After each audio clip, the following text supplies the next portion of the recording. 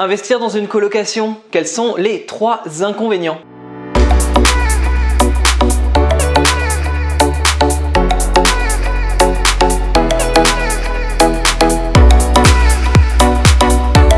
Moi c'est Nico du blog Oser Investir, j'investis dans la colocation à distance et sans CDI. N'hésite pas à t'abonner à ma chaîne YouTube, mais tu peux aussi laisser un petit pouce bleu, ça me fera plaisir et ça montrera ton intérêt pour la vidéo.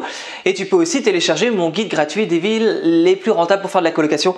Le lien est juste en dessous de la vidéo. Je te parle vraiment très souvent des avantages à investir dans une colocation, clairement parce que l'investissement immobilier, voilà, la colocation, c'est souvent un investissement, une stratégie à haut rendement et donc c'est top. Mais il y a quand même des inconvénients et donc comme je suis du genre à être plutôt transparent, je vais te les donner. Il y en a 3 à mon sens. Déjà une enveloppe budgétaire plus élevée que si c'était un petit studio ou un simple T1. Forcément, investir dans une colocation, ça demande d'investir dans une grande surface pour avoir 3-4 chambres ou même des fois peut-être plus. Ça peut être investir dans une maison et avoir 7 chambres par exemple.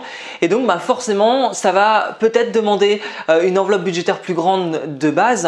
Enfin même pas peut-être mais sûrement, parce que si tu investis dans une grande surface, forcément tu multiplies les mètres carrés, donc tu multiplies le prix que si c'était un tout simple 20 mètres carrés. Même si, et je ne peux m'empêcher de donner quand même quelque chose de positif là-dedans, même si je parle d'inconvénients, c'est que quand tu achètes des plus grandes surfaces, le prix au mètre carré est plus faible que si tu achètes une petite surface où là le prix au mètre carré sera plus élevé. Mais bon, passons sur ce petit détail. Dans tous les cas, un 80 mètres carrés est plus cher qu'un 20 mètres carrés, ça c'est une certitude.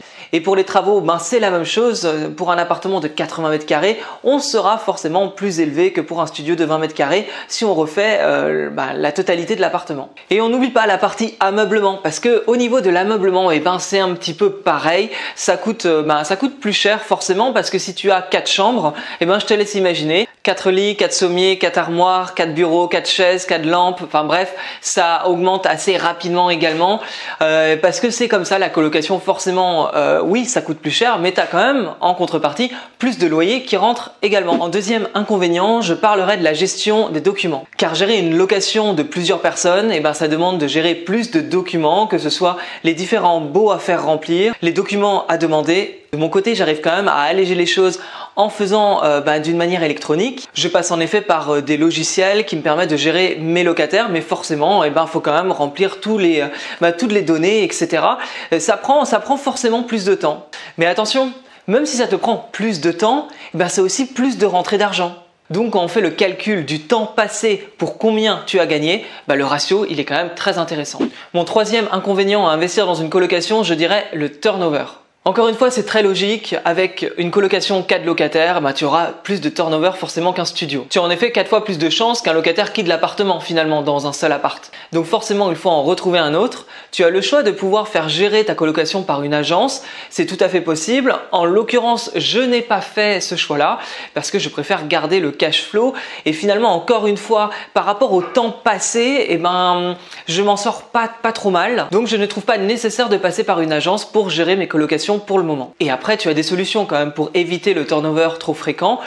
Tu peux choisir de mixer par exemple les étudiants et les jeunes actifs, parce que forcément si tu mixes les deux profils, tu n'auras pas au mois de juin tous les étudiants qui partent, qui rentrent en vacances, etc., qui potentiellement ne reviennent pas, qui quittent l'appartement.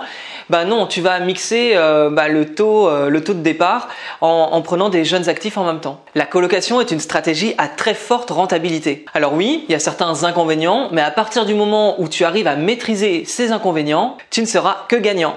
J'espère que cette vidéo t'a été utile. N'hésite pas à laisser un petit pouce bleu et aussi à t'abonner à ma chaîne YouTube. Et puis je te dis à très bientôt pour une future vidéo. Salut!